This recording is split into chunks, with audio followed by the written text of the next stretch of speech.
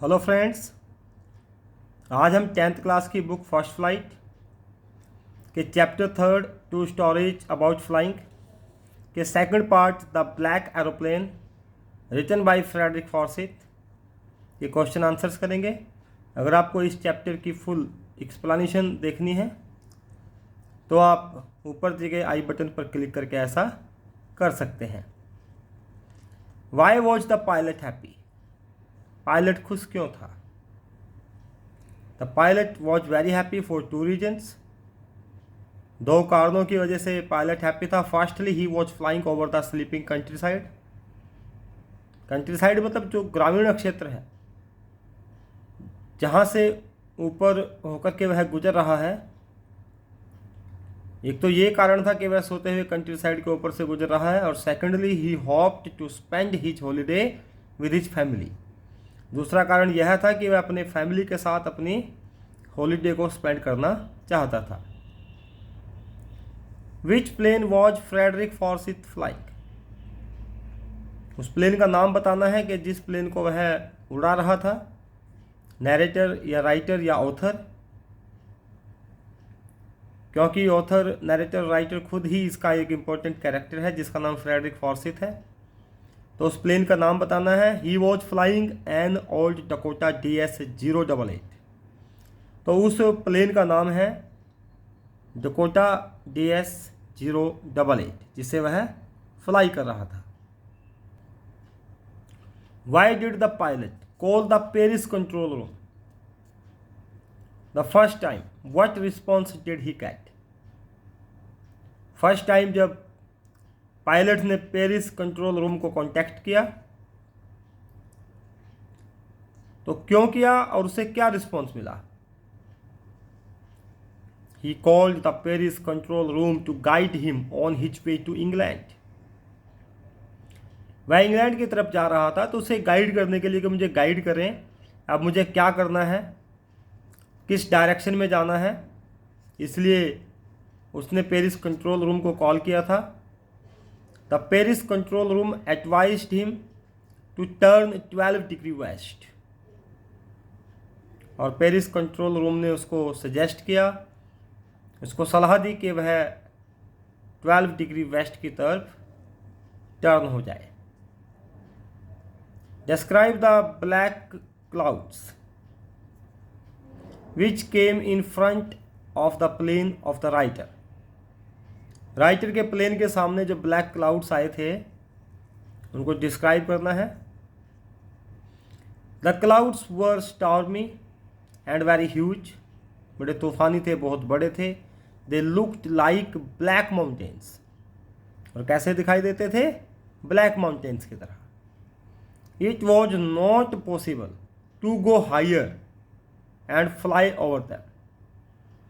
तो ये पॉसिबल ही नहीं था कि उनके ऊपर से गुजरा जाए और आगे की ओर बढ़ा जाए, क्योंकि वे बहुत बड़े थे, स्टॉर्मी थे और ह्यूज थे। इस चैप्टर का एक ही लॉन्ग क्वेश्चन है, वह कई तरह से आ सकता है। जैसे Y did the black aeroplane help the pilot of the old Dakota? Old Dakota के पायलट की हेल्प ब्लैक एरोप्लेन ने कैसे की? या फिर the story of the black aeroplane is a mystery how? जो कहानी है द ब्लैक एरोप्लेन चैप्टर की वह एक मिस्ट्री है, एक रहस्य है, कैसे? या फिर describe the narrator's experience as he flew the aeroplane into the storm.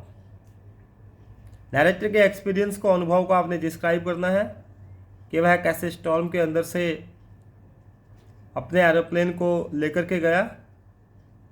या फिर everything was going well, it was an easy flight.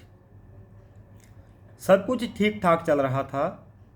ये जो फ्लाइट थी बहुत आसान थी, कोई मुश्किलात नहीं थी, कोई मुश्किल बातें नहीं थी इसमें। What was wrong suddenly? तब एकदम से गलत क्या हुआ? या फिर इस तरह से क्वेश्चन आ सकता है, how was the writer rescued? Writer कैसे बचा या कैसे उसको बचाया गया? तो आइए जानते हैं।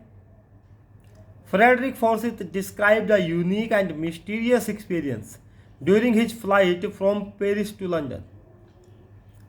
पेरिस से लंदन जाते हुए अपने फ्लाइट के एक्सपीरियंस को जो बहुत यूनिक था, मिस्टीरियस था, उसको फ्रेडरिक फॉर्सिथ एक्सप्लेन करता है और बताता है one night he was flying his old Dakota DS-088 aeroplane over France. ये फ्रांस के ऊपर से वह अपने ओल्ड डकोटा DS-088 एरोप्लेन को फ्लाई कर रहा था। He hoped to spend his holiday with his family. He contacted to the Paris control room. The control room told him to turn 12 degree west. वह अपने परिवार के साथ अपनी हॉलीडे स्पेंड करना चाहता था। उसने पेरिस कंट्रोल रूम को कांटेक्ट किया। कंट्रोल रूम से उसको सजेशन मिला, सुझाव मिला कि वह 12 डिग्री वेस्ट में टर्न हो जाए। सडनली ही सा huge black clouds in front of him. उसको अपने सामने बहुत बड़े ब्लैक कलर के क्लाउड्स दिखे।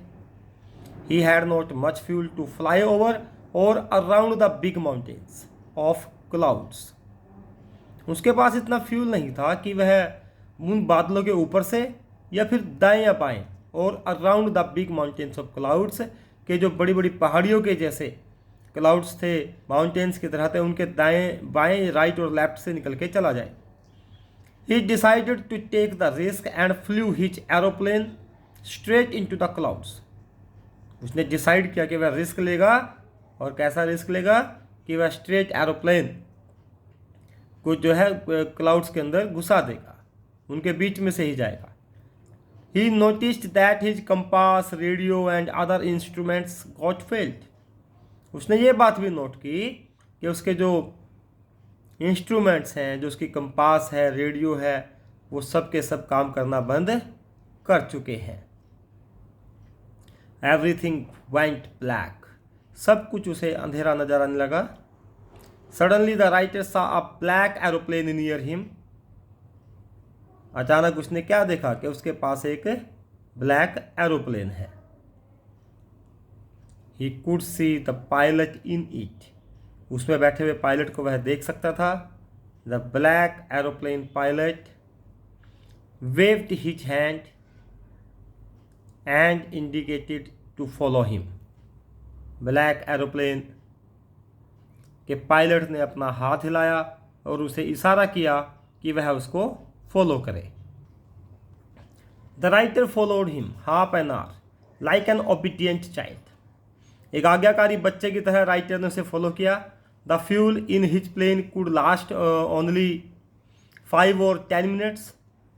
उसने ये भी नोट किया कि उसके प्लेन का जो फ्यूल है वो 5 से 10 मिनट तक ही चल सकता है। It was amazing that the writer was out of the clouds but he could not find the black aeroplane anywhere.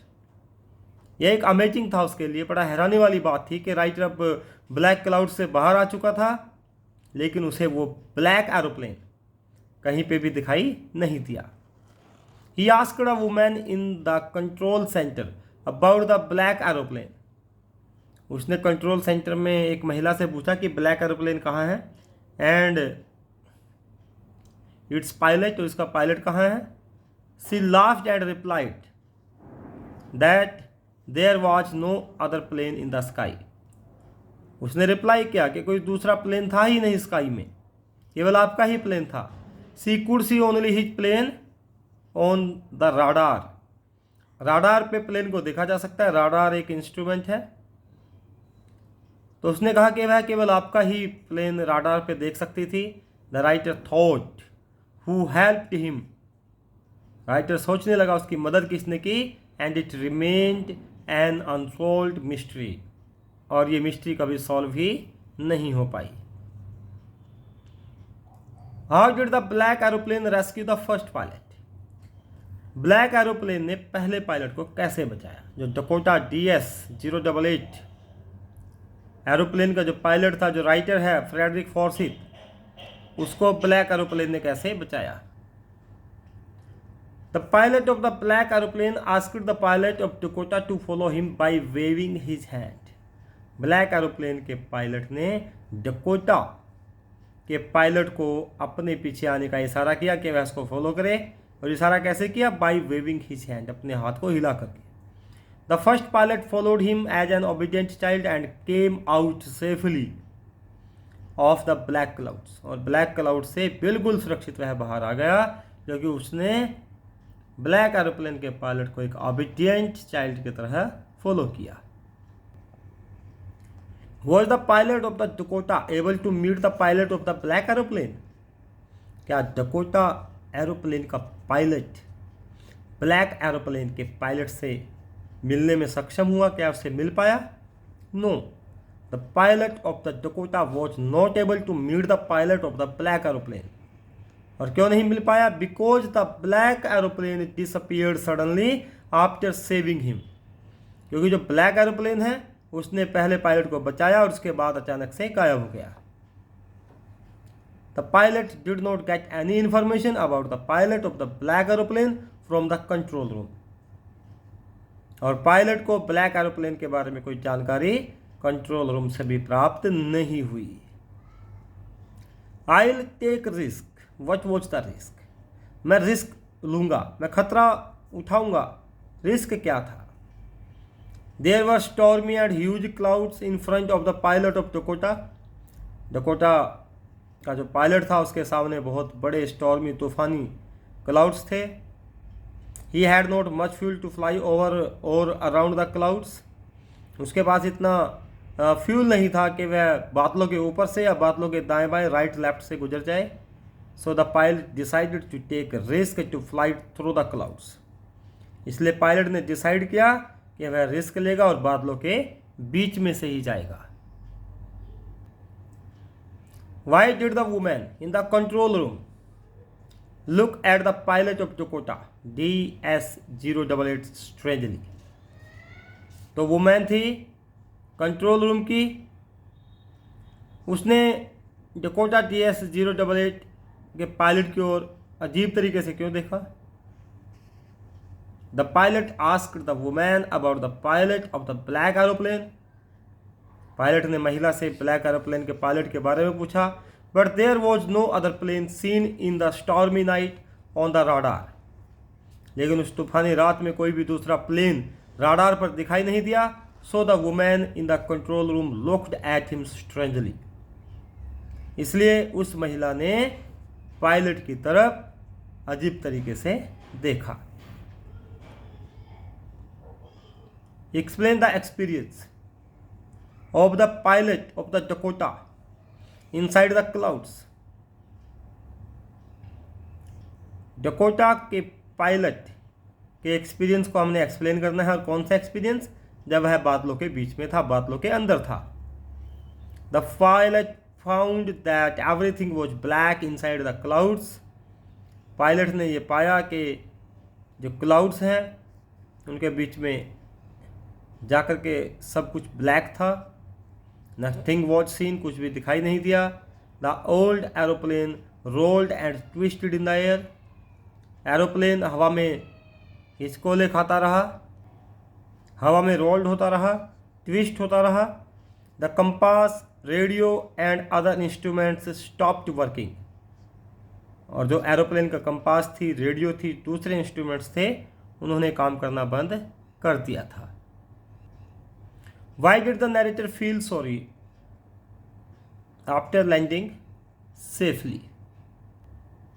Why did the narrator not feel sorry? उसने सॉरी फील क्यों नहीं किया? जब वह सेफली नीचे उतर गया तो उसको एहसास क्यों नहीं हुआ कि मैं इस तूफानी रात में स्टॉर्मी ह्यूज ब्लैक क्लाउड्स थे, उनमें मैं कैसे फंस गया था? तो उसे इस बात का अफसोस क्यों नहीं हुआ? The pilot thought that there was another plane flying and the control room knew about it.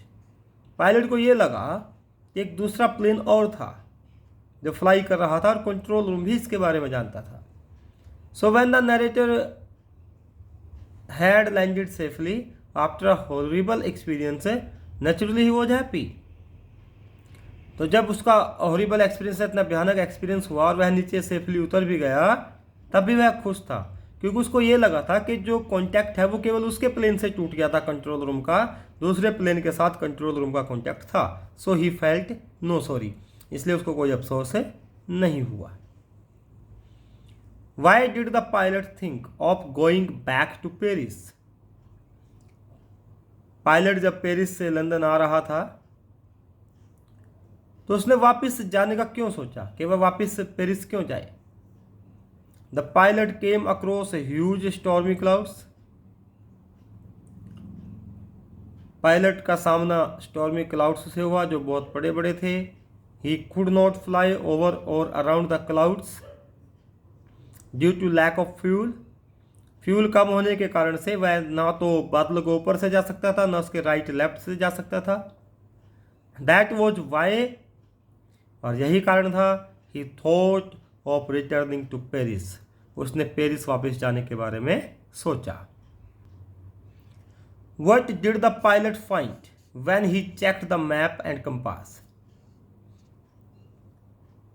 जब पायलट ने अपने कंपास को और मैप को चेक किया तो उसे क्या मिला?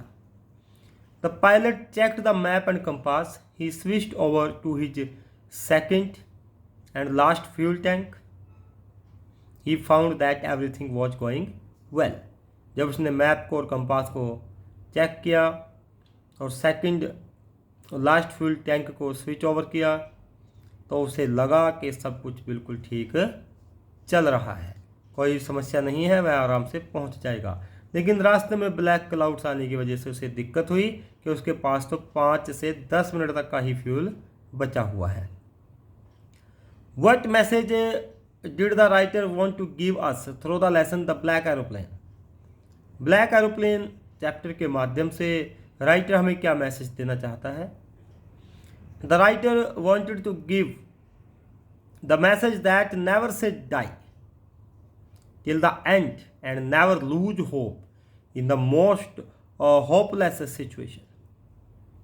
राइटर कहना चाहता है कि आपकी कितनी ही होपलेस सिचुएशन आ जाए, आपने होप को नहीं खोना है, आशा बनाए रखनी है टिल द एंड, अंत तक, और कभी नहीं कहना है कि डाई। अंत तक आपने अपना उत्साह, अपनी होप को नहीं खोना है और कभी भी ये नहीं कहना है कि डाई कि हम तो मरे, कि अब कोई सॉल्यूशन नहीं है। In the chapter the pilot did not lose his heart in the cloudy storm and was safe. Chapter में भी जो पायलट है उसने अपने आप को संभाले रखा और अंत में वह सुरक्षित बच गया। आई होप आपको सभी क्वेश्चन आंसर समझ में आ गए होंगे। अगर अभी तक चैनल को सब्सक्राइब नहीं किया सब्सक्राइब कर दें, वीडियो को लाइक करना शेयर करना मत भूलिएगा और कमेंट बॉक्स में कमेंट जरूर लिखिए। Thank you, have a nice time.